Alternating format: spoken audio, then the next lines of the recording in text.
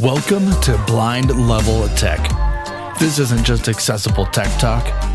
This is technology on a whole new level. We're showing you just how possible it is to live the life you want. Hello, everybody, and welcome to another episode of Blind Level Tech. I am your deep-voiced host, Evan Starnes, joined, of course, by Kelvin Crosby, and I don't know, man, how has your Friday been? It's Friday as we're recording this. Yep, Friday. It's a beautiful day in the neighborhood with some rain in San Diego, and you're wondering, where did this rain come from? But, at least it's coming down from the sky to put out the fires, right? That's good, because those were scary. We still gotta find some time to paint our roofs blue, so that way it doesn't burn down. So we'll just see how that rolls. How you doing, man? Phew. It's raining here too, actually. I'm honestly, it's been kind of a raining or snowing? Well, it's sleeting or it's That's blowing. Disgusting, isn't it? I don't. You know what? I'm tired of it too. It's kind of like vomiting snow out of your mouth. That's what it's like.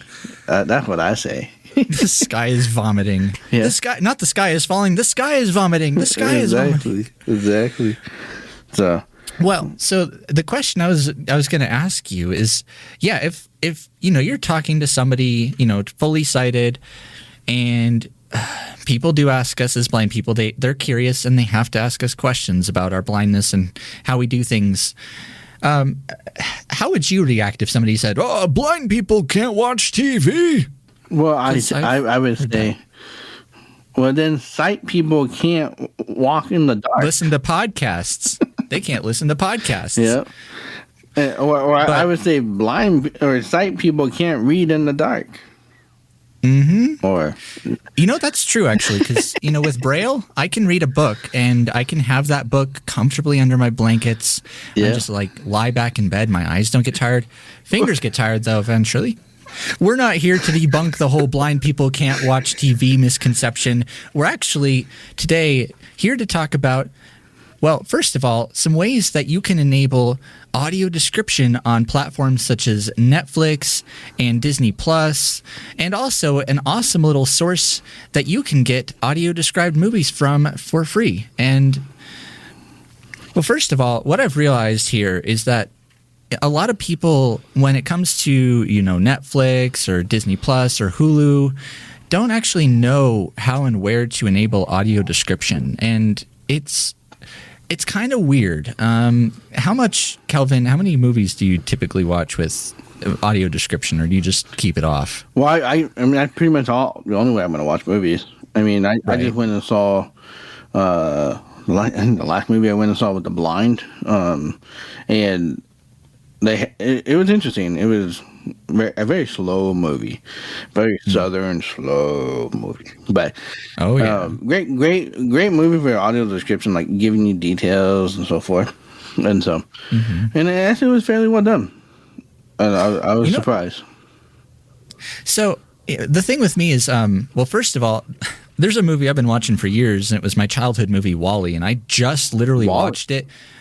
WALL-E, yeah, it's Disney movie, and Disney Pixar, but I hadn't watched it with audio description until a few weeks ago when I was in Arizona, and I realized, goodness, there's a lot that I'm missing from this. But what I usually do is, especially if I'm going to friends' places and my friends are sightlings, I'll often watch a movie with audio description for the first time, and then usually I'll remember it enough that I can enjoy it without the audio description again, then pretty much thereafter. But as far as getting access to audio description, typically what's weird is that the feature or the audio description is actually considered a language. So what you would have to... Isn't it? Because it kind of goes back to the old days of TV when they used to use the SAP or secondary audio programming standard, which is basically just a sub-frequency. And, that was where you get Spanish. But in some cases... 1, 2, 4, 5. Indeed. I don't even know what to say to that, but... That's the best Spanish I got, man. I mean, I think I know hola, adios. I know a few. ¿Cómo estás? ¿Cómo estás? Muy bien. I actually do want to learn Spanish. I got to find it. Well, we're getting off track. Let's get back on the We're getting back on track here. All right. So language with text, audio description. So basically that's where it resided. It was kind of one of the secondary audio programs, and it was basically just the English with an audio description overdub.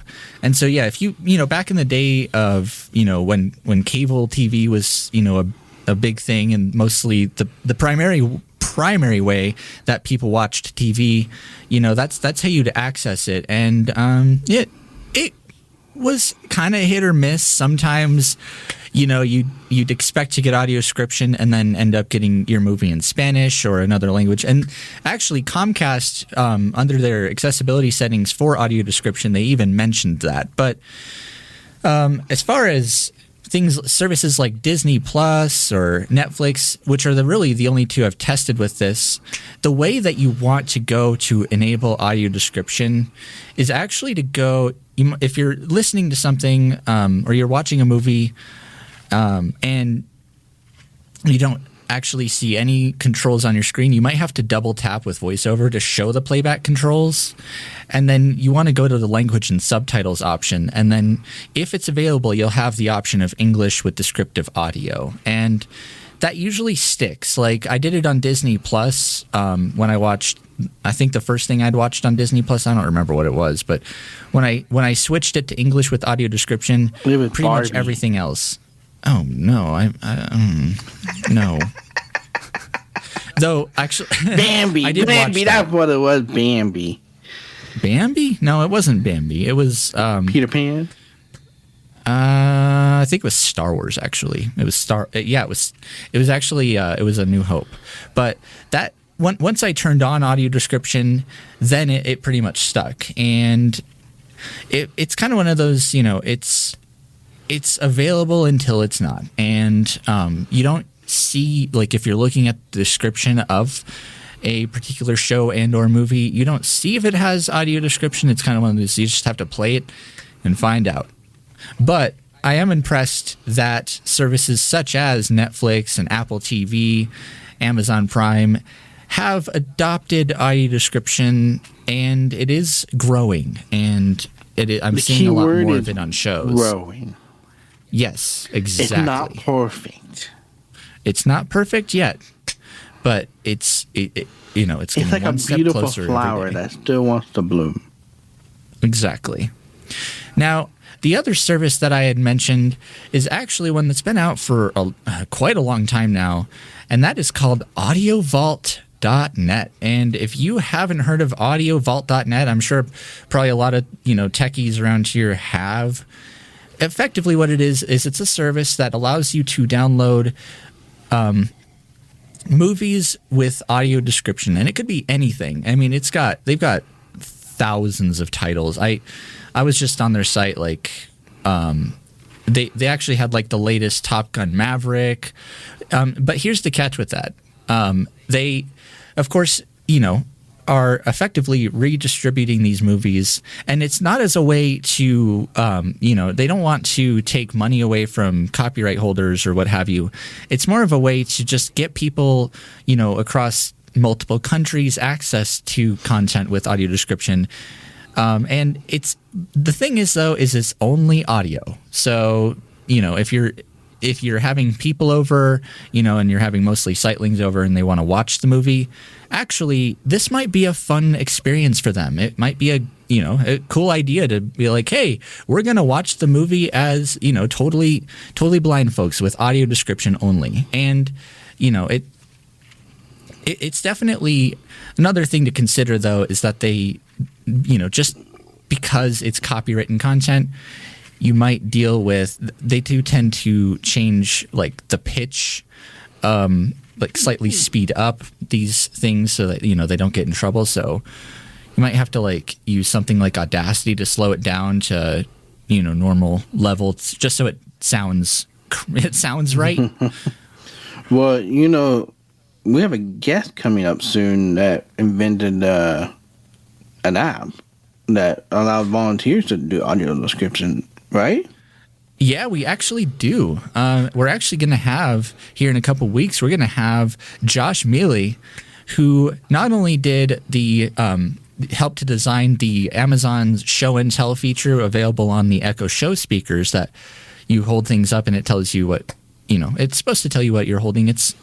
I haven't played with it in a while, but he also did an app called YouDescribe that allows volunteers to describe YouTube videos. And I've played with it a little bit, and I've overall enjoyed it, mainly because, it's just an experience that I otherwise wouldn't have had. And, it is free, which is also, a very good thing. And I appreciate the fact that it is such. And the audio description some of them are a lot more detailed than others, especially if you get like people that are like gurus in some of these movies. Like they go all out on all the description, like detail. Yeah. So some of them are really garbage, and then others are like, yeah, that was good. Hmm. And that's just kind of the thing you experience. People are just doing it voluntarily out of the kindness of their hearts, and so.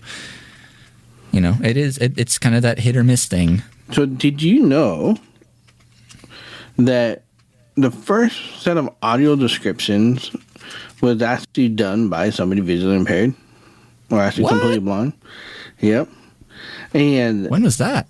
It was back in the 1980s. And the way this guy, and I apologize, I don't have the guy's name on top of my head. That's right. I met him. He was a former U.S. Heavyweight lifter, and he was he completely blind, and he does a lot of leadership groups. But he basically what he did is he knew all these movies from his past, and so him and his friend would poke him with a stick, and he would describe the scene. And that was the first time audio description was ever created. And wow. And he got it all commercialized and started the standard for audio description for movies. Yo, that is incredible. I actually did not know that. I think his name is Michael. I think. I had to go look at my emails. It's been a long time since I talked to the guy. But yeah. Well, that's really cool. It kind of brings me back to the days of being a kid. And the best way I got audio description, I think it was through I don't know if it was through the Talking Book Library or if it was a separate entity, but they used to come on VHS tapes, and it was just, one Hold movie on. with audio What is a VHS tape for all them young Oh, yeah. It's so imagine this big rectangular thing of, it's made out of plastic, and it has, okay, no, I'm just kidding. I had to do that, yeah. But effectively, it's a videotape. You slot it into a VCR, and you get picture and audio, and but that's how they used to come. And then eventually DVDs started to. I actually remember when you put in a DVD and it had audio description, you hear this ding at first. And so if you ever listen to DVDs and you heard that ding, that's exactly what that is. It's like a little prompt that comes up. So ding. And it lets you pick English descriptive audio or closed caption or something like that. And that's really when I like that, the whole advent of DVD really gave opportunity to kind of add things like, different languages, audio description, those stupid little games that you could play on your DVD player. I don't know. But good Lord, we could kind of run this into the ground here. But then I'm going to starve and I'm not going to be able to eat. Yeah. But one of the things that you need to have is a meal, right? Yeah, something to go with your movie. Kind of like the sandwich of the week. Well, so honestly, was trying to think of like what sandwich or burger goes well with a movie. I will say I was trying to go to look at the there's this place, if you're in the Denver area, there's a cinema called the Alamo Draft House, and their food is delicious. Plus they have seats that can lean back electronically and recline and all that fun stuff, and you can put your feet up. But they also have really, really darn good burgers. The only burger though that I've tried of theirs is their American, which I mean it's just a basic American style, you know, hamburger patty, cheese, pickles, a bun, you know, whatever sauce you want. I usually just go with mustard. I'm weird. Some people think I'm weird, but you know, it's okay. But you know, honestly, that it did go well with the movie, and I'm gonna cheat just because I have to say this thing because it was so like out there. But I did the Chat GPT thing and asked it, come up with a movie that goes, or come up with a sandwich that goes well with movies. Sorry, it's like past like 4. I'm exhausted right now. But yeah, it came up with this sandwich that I don't think I'd make it, but it was so out there. It was like popcorn chicken on a bun with nacho cheese, and you know that just sounds fairly entertaining. It did. I think they call it the Buster Burger or something, or the Buster Burger, something like that. Buster Burger. Yeah, that's what they called it. You said booger. I'm sorry. I didn't mean. But you got a sandwich for us, though? I do. It's not that crazy as you were going, but mine is a grilled cheese place here in San Diego. It's by the Department of Rehabilitation office if you're going to vocational rehab in Mission Valley. And it's a grilled cheese sandwich place, and you can get all different grilled cheese sandwiches.